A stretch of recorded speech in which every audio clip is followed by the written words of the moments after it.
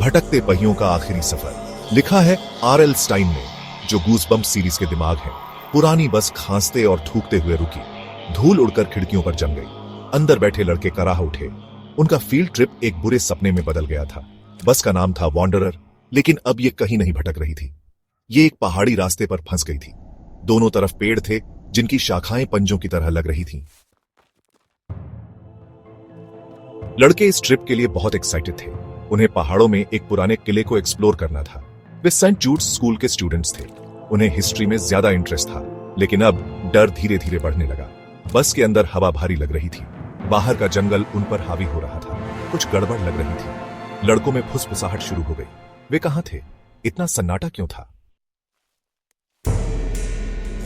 उनके history teacher mister Sharma शांत रहने की कोशिश कर रहे थे। उन्होंने लड़कों से कहा कि वहीं रहें। उन्होंने बस का हुड खोला। धुआं निकला। मिस्टर शर्मा खांसने लगे और हाथ हिलाया। अपना टूल बॉक्स लेकर वो काम में लग गए। लड़के खिड़कियों से देख रहे थे। आसमान में बादल छा गए। बारिश होने लगी। मिस्टर शर्मा के चेहरे पर चिंता की लकीरें थीं। लड़कों ने टेंशन तोड़ने के लिए मजाक किया। उन्होंने ताश खेला और कहानियां सुनाई, लेकिन तूफान तेज होता गया। बारिश की आवाज से बस भर गई। फिर बारिश के बीच एक आवाज आई, एक चीख, डर से भरी चीख। ये मिस्टर शर्मा थे। लड़के जम गए। उनका खून जम गया। बाहर क्या हो रहा था? लड़कों में सबसे लंबा विक्रम उछल पड़ा। उसकी आंखों में दृढ़ता थी।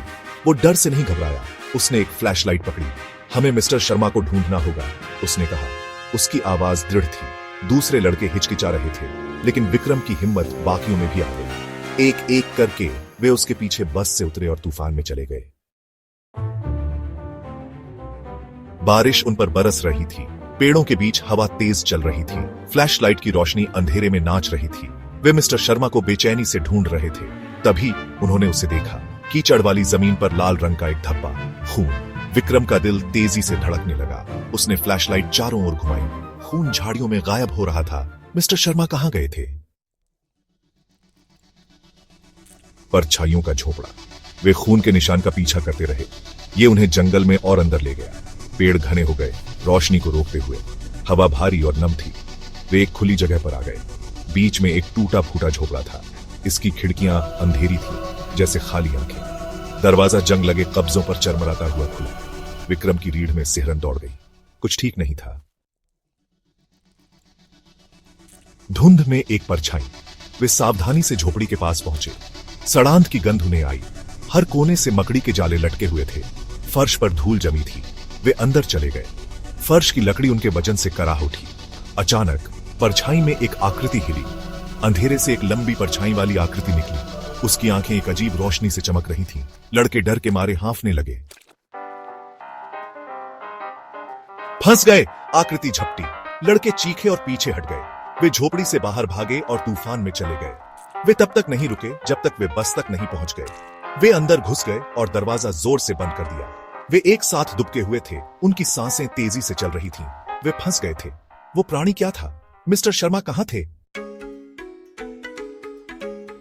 अंधेरे में एक रोशनी। बाहर तूफान तेज था। लड़के गर्मी और आराम के लिए एक साथ दुबके हुए थे। डर उनके अंदर घर कर रहा था। वे कहीं के बीच में अकेले थे, खतरे से घिरे हुए। फिर तूफान के बीच एक आवाज आई, एक दूर की गड़गड़ाहट। ये तेज होती गई। एक इंजन। अंधेरे में हेडलाइट्स की रोशनी दिखाई दी। सड़क पर एक ट्रक दिखाई दिया। क्या ये उनका बचाव था, या बस एक और बुरा सपना?